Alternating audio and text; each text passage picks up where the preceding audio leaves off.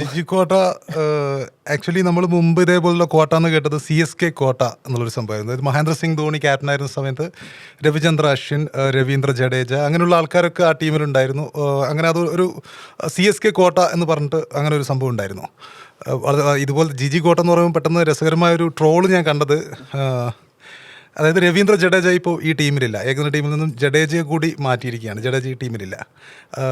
അപ്പം നോക്കുമ്പോൾ അതായത് മഹേന്ദ്ര സിംഗ് ധോണിയുമായി ബന്ധപ്പെട്ട അവസാനത്തെ ആളെയും ടീമിൽ നിന്ന് പടിയിറക്കിയിരിക്കുകയാണ്.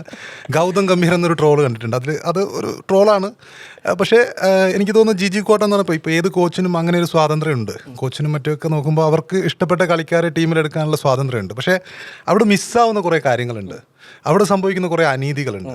അവിടെ സംഭവിക്കുന്ന ചില പക്ഷപാതിത്വങ്ങളുണ്ട്.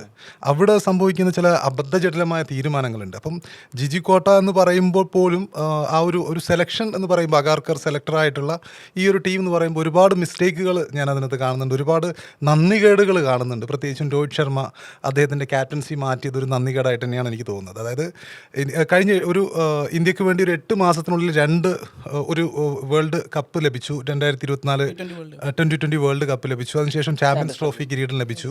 അതായത് 2 കിരീടങ്ങൾ, ICCയുടെ 2 കിരീടങ്ങൾ നേടിയ ഒരു ക്യാപ്റ്റനെ ഒരു കൊല്ലം കൂടി അദ്ദേഹത്തിന് അവസരം കൊടുക്കുകയാണെങ്കിൽ അതൊരു തെറ്റായിട്ട് പറയാൻ കഴിയില്ല. കാരണം കഴിഞ്ഞ ദിവസം മുഹമ്മദ് കൈഫ് തന്നെ ഒരു വീഡിയോയിൽ ഇദ്ദേഹത്തിന് രോഹിത് ശർമ്മയുടെ ക്യാപ്റ്റൻസിക്ക് ട്രിബ്യൂട്ട് നൽകിക്കൊണ്ടൊരു വീഡിയോ അതിൽ പറയുന്നുണ്ട്. അപ്പം നമുക്ക് വേണ്ടി, ഇന്ത്യക്ക് വേണ്ടി 2 ICC ചാമ്പ്യൻഷിപ്പുകൾ നേടിക്കൊടുത്ത ഒരു ക്യാപ്റ്റനെ ഒരു ദയയില്ലാതെ അദ്ദേഹത്തെ ടീമിൽ നിന്നും ക്യാപ്റ്റൻസി മാറ്റുകയാണ്. അപ്പോൾ അതൊരു ജിജി എറയുടെ ഒരു തുടക്കമായിരിക്കാം. പക്ഷേ അതൊരു നന്ദികേടായിട്ടാണ് എനിക്ക് ഫീൽ ചെയ്യുന്നത്.